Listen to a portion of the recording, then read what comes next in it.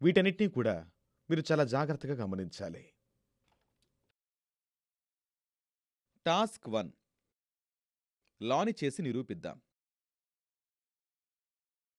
Step 1 ఇచ్చిన విలువలతో voltage మూలంతో సిరీస్లో రెసిస్టర్లు R1, R2 మరియు R3ని కనెక్ట్ చేయండి. స్టెప్ 2 తగిన పరిధితో సిరీస్లో అమ్మీటర్ను కనెక్ట్ చేయండి. స్టెప్ 3 వోల్టేజ్ డ్రాప్స్ని కొలవడానికి వరుసగా R1, R2 మరియు R3 అంతటా వోల్ట్ మీటర్ V1, V2 మరియు V3ని కనెక్ట్ చేయండి. స్టెప్ 4 వేరియబుల్ సరఫరా వోల్టేజ్ ఉపయోగించి వేర్వేరు విలువల వద్ద వోల్టేజ్ను సెట్ చేయండి మరియు ఇచ్చిన రీడింగ్తో పరిశీలించండి. పట్టిక ప్రకారం input voltage V voltage drops మొత్తానికి సమానం. కాబట్టి సర్క్యూట్లో మిగిలిన వోల్టేజ్ 0. అందువల్ల కిర్చాఫ్ యొక్క వోల్టేజ్ లా ధృవీకరించబడింది.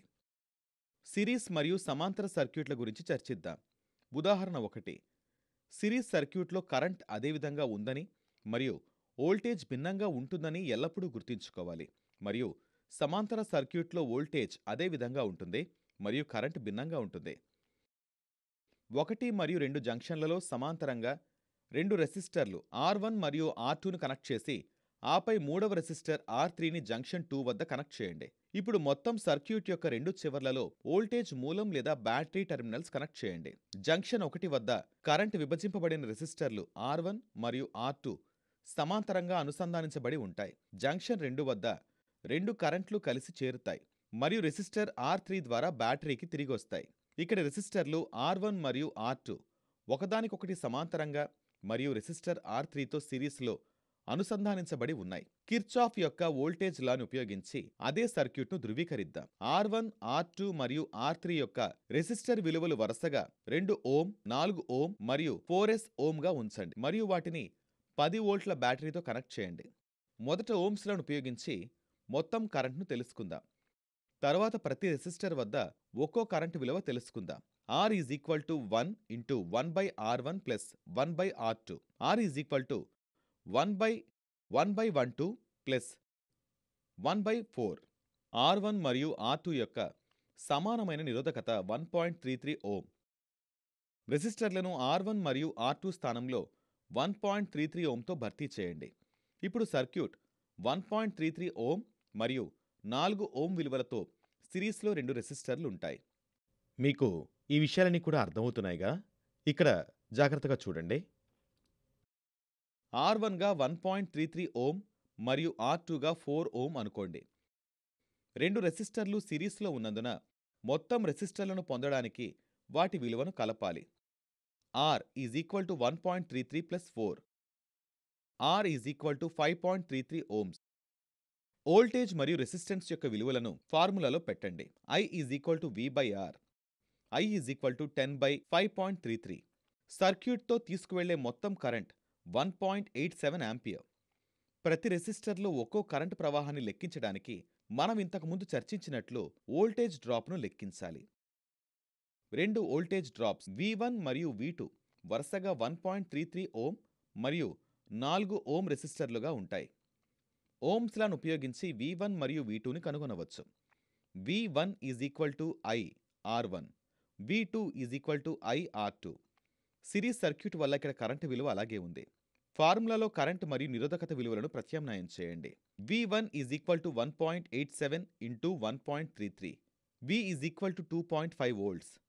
మనకి V1 ఎట్ 2.5 వోల్ట్స్ వస్తుంది. అలాగే V2 is equal to 1.87 into 4.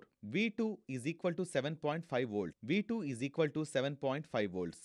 మనం 2 వోల్ట్లు V1 మరియు V2లను జోడించినప్పుడు మొత్తం వోల్టేజ్ 10 వోల్ట్లుగా మారుతుంది. ఇది ఇన్పుట్ వోల్టేజ్కు సమానం. 2.5 volts plus 7.5 volts is equal to 10 volts. Kirchhoff law నిరూపించబడింది. 2 వేర్వేరు రెసిస్టర్లలో 2 వోల్ట్ మీటర్స్ V1 మరియు V2లను వరుసగా 1.33 ఓం మరియు 4 ఓంలను కనెక్ట్ చేయడం ద్వారా దీన్ని ధృవీకరించవచ్చు. వోల్ట్ మీటర్ V1 మరియు V2 రీడింగ్లు వరుసగా 2.5 మరియు 7.5 వోల్ట్లుగా నిర్ధారించుకోండి. అది ఇన్పుట్ వోల్టేజ్కు సమానంగా ఉండాలి. అదే సర్క్యూట్ ఉపయోగించి మేము కిర్చాఫ్ కరెంట్లని ధృవీకరించవచ్చు. అసలు సర్క్యూట్కు తిరిగి వచ్చిన జంక్షన్ వద్ద కరెంట్ వరుసగా 2 ఓం మరియు 4 ఓం రెసిస్టర్ల వద్ద I1 మరియు I2గా విభజింపబడ్డాయి వోల్టేజ్ డ్రాప్ అనేది 2 ఓం మరియు 4 ఓం రెసిస్టర్స్ 2.5 వోల్ట్స్. ఓమ్స్ లాను ఉపయోగించి I1 మరియు I2ని కనుగొనవచ్చు. I1 V/R1, I2 V/R2. రెండు విలువల కోసం రెసిస్టర్లు R1 మరియు R2 సమాంతరంగా కనెక్ట్ కావడం వల్ల వోల్టేజ్ అలాగే ఉంటుంది. సూత్రంలో వోల్టేజులు మరియు నిరోధక విలువలను ప్రత్యామ్నాయం చేయండి. I1 2.5/2, I2 2.5/4, I 1.25 ampere, I2 0.2 ampere. Current I1 మరియు I2లను జోడించినప్పుడు మీకు 1.87 యాంప్ అవుతుంది. ఇది మొత్తం కరెంటుకు సమానం. జంక్షన్ 1 వద్ద కరెంటు ప్రవేశ మొత్తం కరెంట్ వదిలేసిన I1 మరియు I2 మొత్తానికి సమానం. కిర్చాఫ్స్ కరెంట్ లా నిరూపితమైంది. సిరీస్లో 3 అమిటర్లు A1, A2 మరియు A3లను వరుసగా R1, R2 మరియు R3లతో అనుసంధానించడం ద్వారా మీరు దీన్ని చేయడం ద్వారా కూడా నిరూపించవచ్చు. A1 మరియు A2 రీడింగ్ అమిటర్లు A3కి సమానమని నిర్ధారించుకోండి. ఎగ్జాంపుల్ 2. సిరీస్ సమాంతర ఏర్పరిచే విధంగా 4 రెసిస్టర్లు R1, R2, R3 మరియు R4 అనుసంధానించబడి ఉన్నాయి. R1 మరియు R2 ఒకదానితో ఒకటి సమాంతరంగా అనుసంధానించండి. అదేవిధంగా R3 మరియు R4 ఒకదానితో ఒకటి సమాంతరంగా అనుసంధానించబడి ఉంటాయి. R3 మరియు R4 రెసిస్టర్లతో సిరీస్లో R1 మరియు R2 రెసిస్టర్లను కనెక్ట్ చేయండి. మొత్తం బ్యాటరీ టెర్మినల్స్ ను సర్క్యూట్ యొక్క చివరి భాగంలో కనెక్ట్ చేయండి. కిర్చాఫ్ యొక్క వోల్టేజ్లని ధృవీకరిద్దాం. R1, R2, R3 మరియు R4 రెసిస్టర్ విలువలు వరుసగా 5 ఓం, 10 ఓం, 6 ఓం మరియు 3 ఓం మరియు బ్యాటరీ వోల్టేజ్ 24. మొదట మొత్తం కరెంట్ను లెక్కించండి. సమాంతర కనెక్ట్ చేయబడిన రెసిస్టర్లు R1 మరియు R2లను ఒకే రెసిస్టర్గా RAగా మరియు R3 మరియు R4లను మరొక సింగిల్ రెసిస్టర్ RBగా మార్చండి. R1 మరియు R2లను ఫార్ములాలో ఉంచండి. RA 1/1 × 1/R1 + 1/R2, RA 1/1 × 1/5 + 1/10. మనకి RA 3.33 ఓమ్స్ వస్తుంది. అలాగే R3 మరియు R4ని ఫార్ములాలో ఉంచండి. RB 1/1 × 1/R3 + 1/R4, RB 1/1 × 1/26 + 1/3, RB 2 Ohm's. ఇప్పుడు చూద్దాం. ఇప్పుడు సర్క్యూట్ RA మరియు RBలను సిరీస్ వరుసగా 3.33 ఓంలు మరియు 2 ఓంలుగా 2 రెసిస్టర్లు మాత్రమే కలిగి ఉంది. ఈ 2 రెసిస్టర్లు సిరీస్లలో ఉంటాయి. వాటిని కలపండి. 5.33 ఓమ్స్ RA + RB.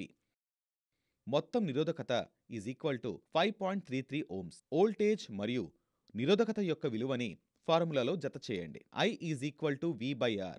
I 24/5.33. మొత్తం కరెంట్ 4.5 యాంప్స్.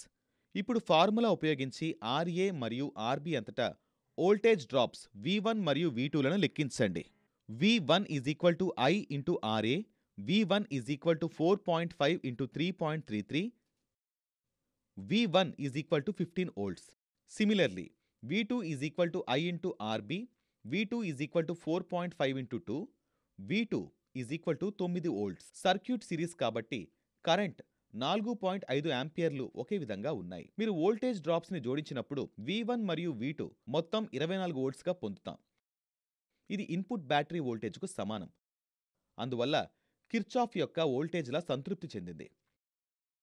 V1 మరియు V2లను జోడించినప్పుడు మొత్తం వోల్టేజ్ 24 నిర్ధారించడం ద్వారా మీరు దీన్ని చేసి ధృవీకరించవచ్చు.